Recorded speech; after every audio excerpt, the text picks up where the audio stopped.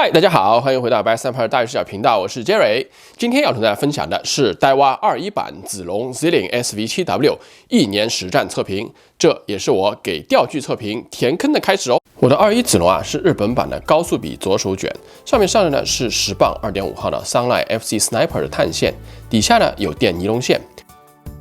配合的钓竿是 Ginumis GRX 蓝黑版 MBR 842C。快钓子 Mag 2力度就是呢介于 ML 到 M， 耳中范围是7到17克。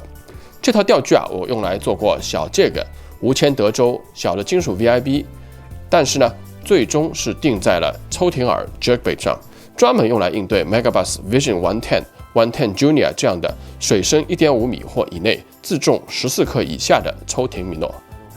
那这套专门针对抽艇饵的钓具用起来感觉呢是相当趁手的。这里面的原因除了钓竿的操控性非常好以外呢，很大一部分就是因为子龙这个卷线器。作为一个水滴龙或者是小乌龟那子龙的中轻量的自重加上低矮的这个轮廓，让我在握持的时候是非常的轻松。特别是用这种3指在前的这种掌心包握的握法的时候这种小轮廓的卷线器更加符合人体工学，让我在做路亚抛投和呈现的时候呢，手腕可以放松。这一点其实在抽艇饵上面是非常重要的。因为经常是高频率的抽一天，那握持舒适、手腕放松大大有助于减少疲劳感和做出适当幅度的动作。然后这个21版子龙是搭载了所谓叫 SV Boost， 也就是这个所谓2段式的刹车环位置特别呢是在抛投的后阶段，那 SV Boost 它提供的是比第一阶段刹车力弱，但呢又不是完全没有的这种干预。所以它的广告呢是这么说的那么实际上是否真的有用呢？在使用这1年之后呢，我可以很负责任的告诉大家，这个 SV Boost 效果还是蛮明显的哦。首先在抛投距离上，在搭配同样的钓竿和钓线的情况下，同样抛投 Megabass 110的这个抽艇饵，它们的距离在无风、小风或者略微顺风的情况下呢，和21版的西马诺 Antares DC 是基本没有太大的区别。虽然说呢，我是没有做过实地的距离丈量因为呢，我不想把110这样的抽艇饵丢在地上砸稀碎。但是呢，在非常多次的水面上的抛投以后感觉呢确实是相差不大的。那同样因为它的抛投优势除了距离，更是让抛投变得非常的轻松。也就是你不需要在手腕发很大力或者是很紧张的情况下来做抛投，很轻松的一下就出去了那我们在路亚钓的时候其实我个人觉得对卷线器的要求来说它的好坏区别，首先呢是抛投多么轻松其次才是距离。那像 SV Boost 就是让人抛投极端的轻松，这个轻松还不牺牲距离，也使得单手抛投毫无的压力。因为本身自重轻加上启动快速和后段干预少的缘故，也正是这个原因让我喜欢用子龙来抛投抽艇饵。大家知道这抽艇饵其实并不是特别好抛的，因为它风阻其实挺大的特别是对于那些没有重心转移的那些静音版的这种抽艇饵来说，那子龙的 SV Boost 在非顶头大风的情况下确实是非常好用。那然后我发现这个 SV Boost 还有一个好处就是万一遇到巨大的潮粉可以帮助缓解后段。比如说像镜头里面我们遇到这种大潮粉炒出很厚一坨的时候，对于我们一般的离心刹车之类的其他卷线器来说，我们会立即要加手指干预，一般呢就是线杯急停了。那这样子你接下去就需要解那么多的粉那 SV Boost 它是减速到一定程度不停死。我发现你这时候可以不用手指干预这很多时候呢就让 SV Boost 这个2段弱阻力来控制这个线杯，让它继续回转不停止。造成的结果呢，就是线还在出，这样呢反而能够帮助炒出来的粉会缓解掉一部分。当然用抽艇饵对齿轮回转的压力呢是比较小的，因为饵呢主要是靠钓竿来呈现的，而不是靠卷线器回收来呈现的。这点呢我承认我是偏心了，因为日版的这个子龙它的铝合金齿轮呢，我暂时还不想给它太大压力用来专门玩卷握，比如说大的 spinnerbait 或者是大的 crankbait 深潜 crankbait 的这些回转阻力非常高的这些饵来给它增加太大的负担。以后呢会做这个测试。那然后迪迦的磁力刹车水漂什么自然是不在话下。我在水漂无用那一期里面的反手水漂就是当时刚刚开箱的子龙出镜的。然后再来说一下子龙在实战当中让我最为印象深刻的就是它的出线刹车。子龙的出线刹车啊，应该说是我用过的所有的双轴卷线器里面最顺滑、启动的静摩擦力最小的刹车之一。这一点在多次的重大家伙以后啊，它的顺畅出线当中啊，都表现得淋漓尽致。特别啊，像是镜头当中这个7磅的大嘴那一次哈，我用了10磅的线啊，大家伙呢突然是发力下潜。如果这个刹车阻尼不顺滑的话呢，就很容易有非常大的启动静摩擦力造成的断线。同时呢，因为子龙啊带有出线提示音，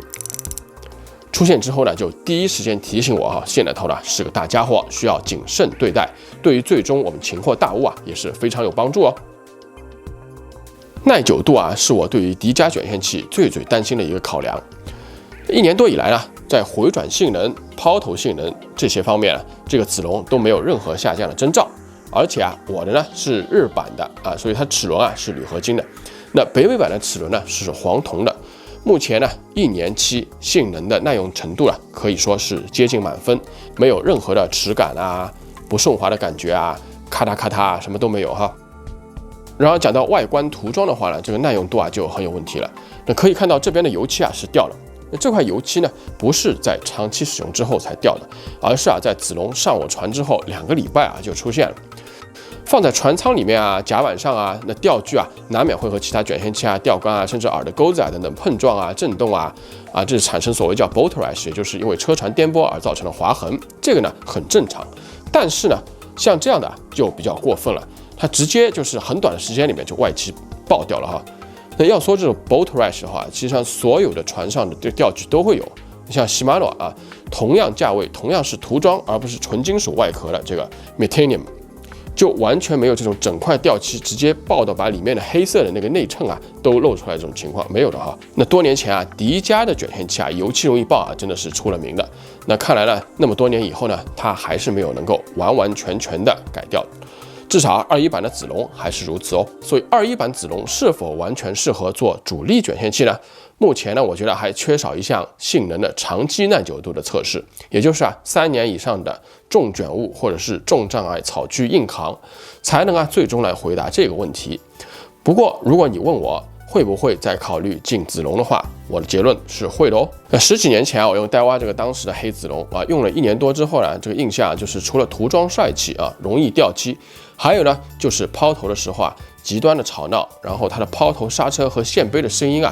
非常的吵。应该说呢，迪迦现在的卷线器和10几年前的比有了非常高的提升。所以这里再附赠2个迪迦的卷线器实战测评，一个呢是20版的塔图拉 SV-TW， 另外一个呢是22版的塔图拉80。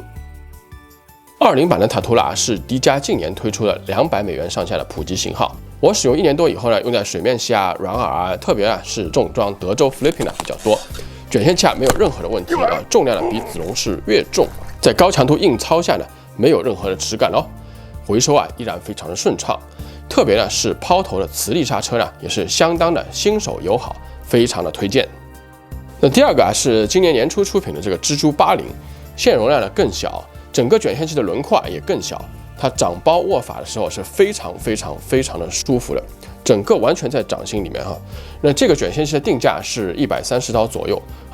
入门略微偏上的级别。所以呢，整个卷线器它实际上呢塑料感还是比较强的。刚拿到手的时候我第一个感觉就是怎么着，这是一个玩具嘛？那性能的话呢，在使用之后发现是中规中矩。抛投性能呢是明显不如子龙和塔图拉 SV-TW， 那手里面的质感呢也真的符合这种塑料感的外观。不过呢，在重鱼之后别看这个塑料小轮对付大物也是一点都不含糊。我操，这条好大，巨大！哎呦操！我靠，这条鱼他妈的，这是什么形状这是？我靠！这个就是怎么样来开光这个戴蛙的小蜘蛛塔图拉。轻小，然后配合短杆，趣味十足，加上了非常友好的定价，那完全不会用水滴轮的新手朋友从这颗上手呢是不错的选择，因为它整个匹配包括它的刹车线杯线容量等等使得你在抛投的时候呢更加有控制感让你感觉它的刹车其实上介入比较大所以呢对于新手非常的友好。那因为时间关系啊，我从去年开始啊，很多钓具呢都不排开箱了啊。然后呢，有一些本身就没有太多新的设计理念、概念更新的这些钓具呢，说实话也实在没有什么太多可以说的测评。那这类卷线器呢，不是潮流、顶级或者最新功能代表，大家感兴趣呢，也多半是有没有什么大问题啊，是否值得购买啊，性价比高不高啊，这些就像对蜘蛛类的卷线器啊。所以呢，我这里呢以后啊就会简单明了、直击要害，说最关键的性能特点和实钓感受。好了，这就是今天要跟大家分享的迪迦21版子龙1年后的实钓测评，外加附赠20版的蜘蛛和22版的蜘蛛80，希望给您下一个卷线器的添置提供一点点参考。如果您是 S 加粉的话，千万不要以为我弃明投暗喽，还有更多的 S 加卷线器的实战测评等着您哦，所以一定要记得点关注不迷路哦。我是杰瑞，大鱼祈愿，我们下次再见，拜拜。然后啊，再来说一下这个子龙在实战